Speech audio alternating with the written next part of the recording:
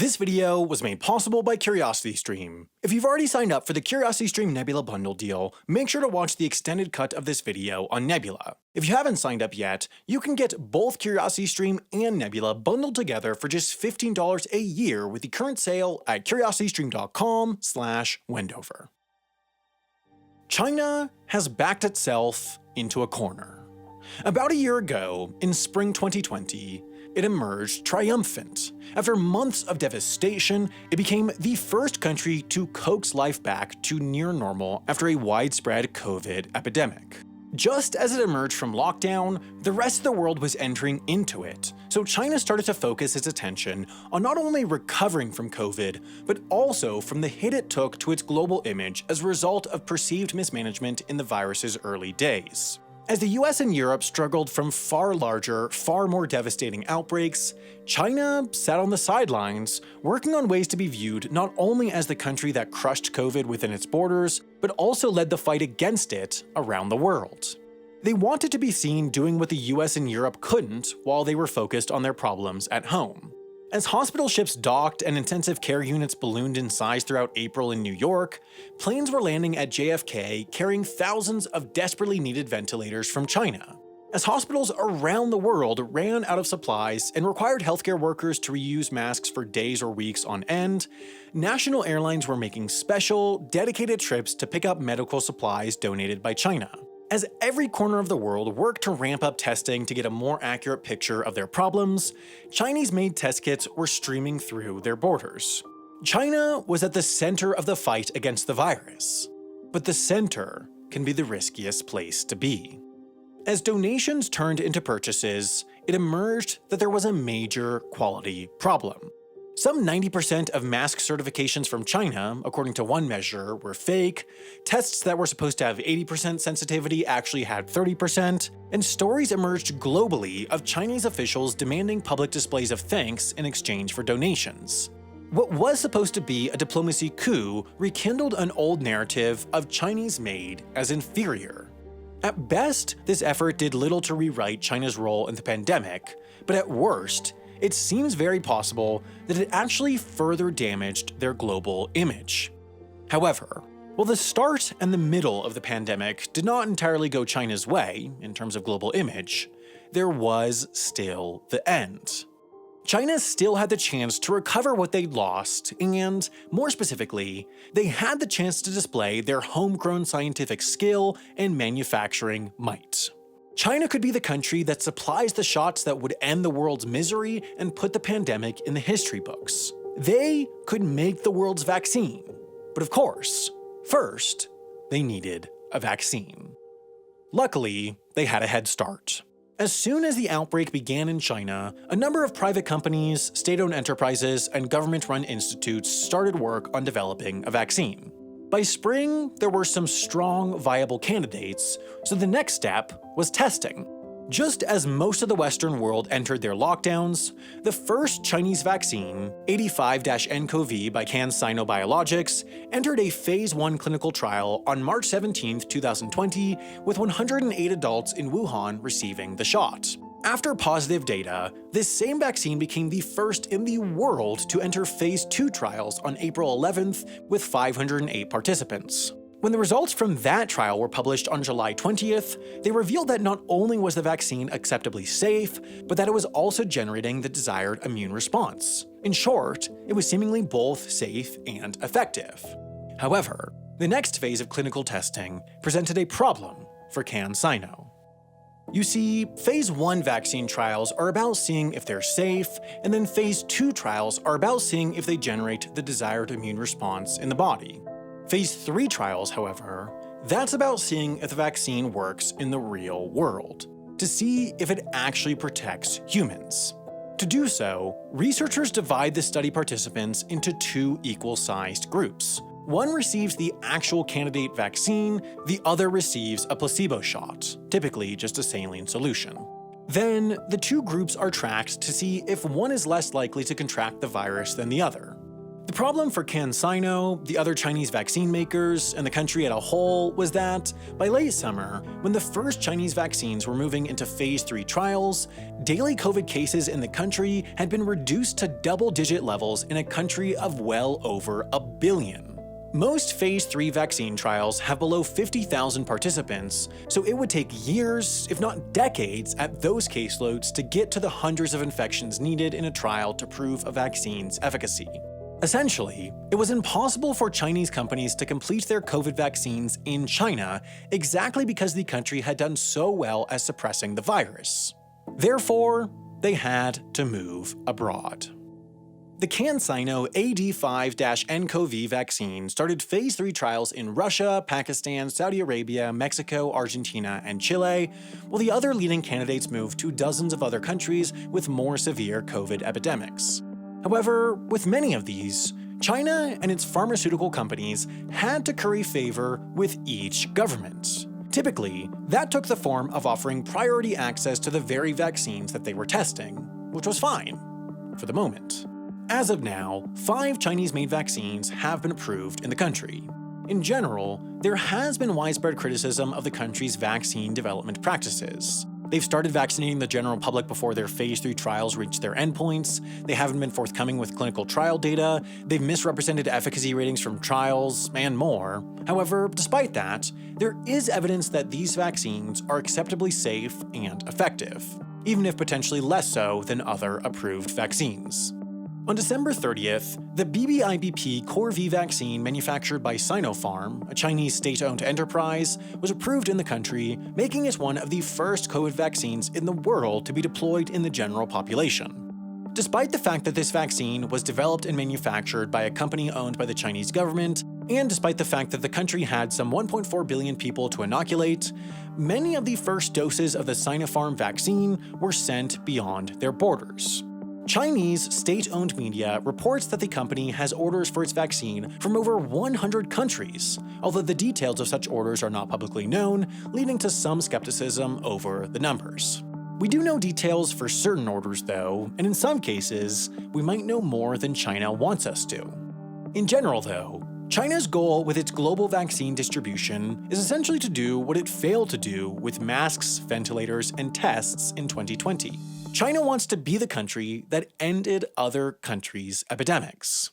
Now, even though Western vaccines from Moderna and Pfizer have a 95% efficacy rating compared to 50 to 83% in Chinese vaccines, those Western vaccines have order obligations taking up their inventory well into 2022. However, that's not the case with certain Chinese vaccines, so some countries are making the calculation that it's better to have a less effective vaccine sooner than the alternative. Of course, for China, this is a major diplomacy coup.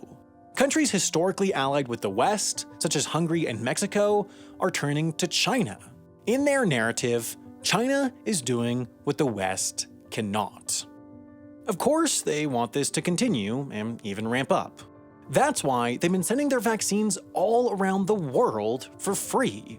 Mongolia and Sri Lanka received 300,000 doses of the Sinopharm vaccine, Algeria, Sierra Leone, and Zimbabwe 200,000, and Belarus, Equatorial Guinea, Gabon, Mozambique, Namibia, and Bolivia 100,000.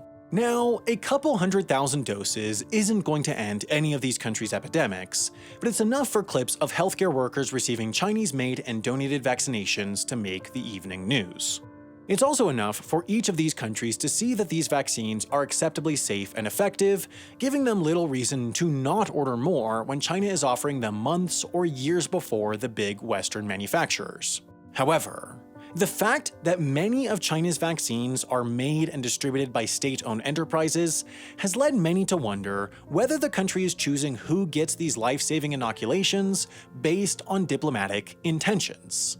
It's leading many to wonder whether who lives and who dies in this pandemic is starting to be based on how friendly the country on a given person's passport is to the People's Republic of China. The answer to this question is not hard to find. On the readout of the call between Chinese State Councilor and Foreign Minister Wang Yi and Algerian Foreign Minister Sabri Boukhadoum, the Chinese official brought up Algeria's vote 50 years ago to switch Chinese representation at the UN from the Republic of China government, now known as Taiwan, to the People's Republic of China, which most now refer to as China. In addition, the Chinese official noted Algeria's participation in China's Belt and Road Infrastructure Development Initiative before announcing the country's intention to donate 200,000 Sinopharm vaccine doses to Algeria. Elsewhere, in South America, 10 of its 12 countries have vaccinated their populations with either purchased or donated Chinese vaccines. The only two exceptions are Suriname, the lowest population country on the continent, and Paraguay. Now, Paraguay's absence on the list of countries to have received Chinese vaccines is not tough to figure out. It's because of another list that they are on. Paraguay is one of just 15 countries worldwide that recognizes Taiwan as an independent nation, something that undermines China's claims of the island. In fact, there is zero overlap between the list of countries that recognizes Taiwan and those that have received Chinese COVID vaccines. However, the cases of Algeria and Paraguay simply show China rewarding its allies and ignoring its foes. This is not at all different from how the US, for example, has operated so far regarding COVID vaccine donations. It's sent them to strong allies like Mexico and Canada. Although, it's quite possible that China is going beyond rewarding its key existing allies and using vaccines to try and form new ones. Brazil and the US have gotten along rather well in recent years, especially over most of the past 4, as Brazilian President Jair Bolsonaro is an open admirer of former US President Donald Trump. That meant that Brazil followed the US's lead in banning the Chinese telecom giant Huawei from playing a part in building out their 5G cell network infrastructure, purportedly out of security concerns. Therefore, it was a bit of a surprise when Brazilian Communications Minister Fabio Faria took a trip to Beijing in February and met with Huawei executives. According to Faria, he, quote, took advantage of the trip to ask for vaccines, which is what everyone is clamoring for.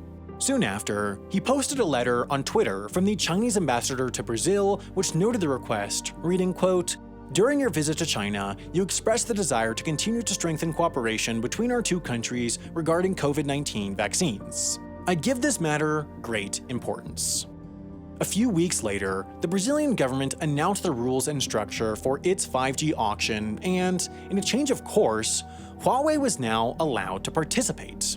The company, in response to questions about this, didn't even directly deny that a tit-for-tat deal took place. In a statement, they said that while they could not directly provide vaccines, they could facilitate, quote, communication in an open and transparent manner in a topic involving the two governments.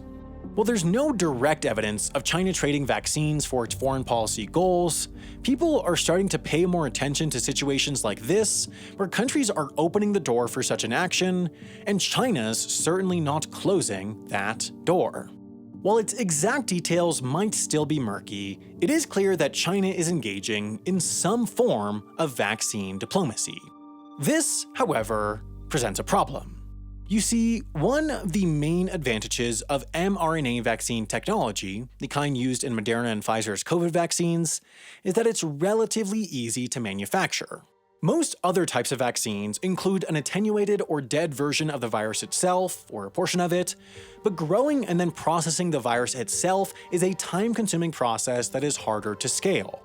Meanwhile, mRNA vaccines simply include the genetic instructions for the body to create a harmless version of the coronavirus's spike protein, which can train the immune system to respond to it. Done right, that means that mRNA vaccine production can be faster than that of attenuated or inactivated virus, protein-based, or viral vector vaccines, the technologies that China's vaccines are based on. That means that, after a slow-to-scale manufacturing process, priority order obligations to trial-hosting countries, a robust program of vaccine diplomacy, and an insistence to only use Chinese-made vaccines, that doesn't leave a whole lot of Chinese COVID vaccines for China to use for itself. As of March 2021, China has administered about 5 doses for every 100 citizens.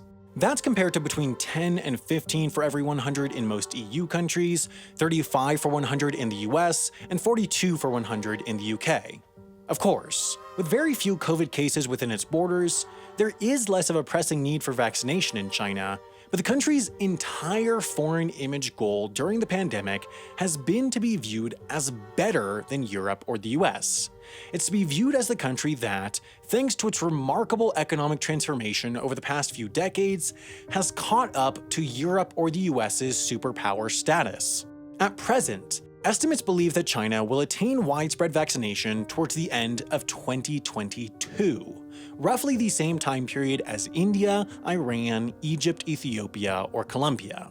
By that time, assuming all goes to plan, most of the Western world will have been back to normal for at least a year as the era of border restrictions, snap lockdowns, and economic uncertainty drags on in the People's Republic.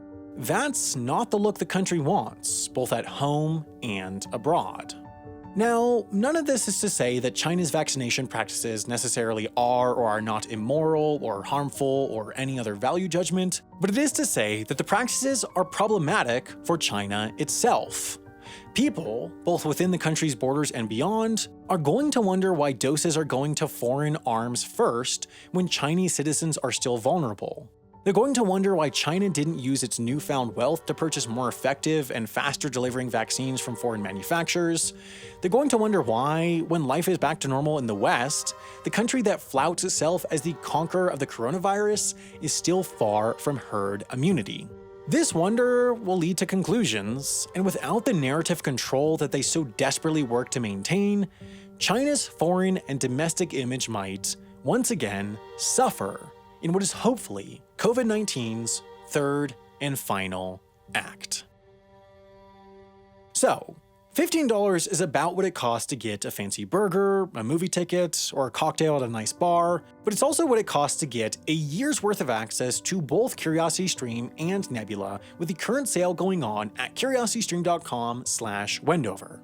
With that, you can watch any one of the thousands of top-quality documentaries or non-fiction shows on CuriosityStream, such as Hot Roads, which is about 5 of the world's most dangerous roads and who uses them. You could also watch all Wendover and HAI videos early and ad-free, and about once a month, like with this video, we publish extended cuts to our normal videos with everything we had to cut for time on YouTube. In addition, Nebula gives us the funding to make bigger budget and more unique content that just wouldn't work on YouTube, which we call Nebula Originals, and very soon, we're going to release a brand new one, the first documentary filmed on location that we'll have released in almost a year. Rather unbelievably, all of this can be had for just $15 a year with the current sale, only if you go to curiositystream.com/Wendover. Even better, that $15 goes to help independent creators like us stay independent and helps fund the great Nebula originals from us and others that many of you have come to enjoy. So, head to curiositystream.com/Wendover and get the bundle deal at its current sale price of just $15 a year.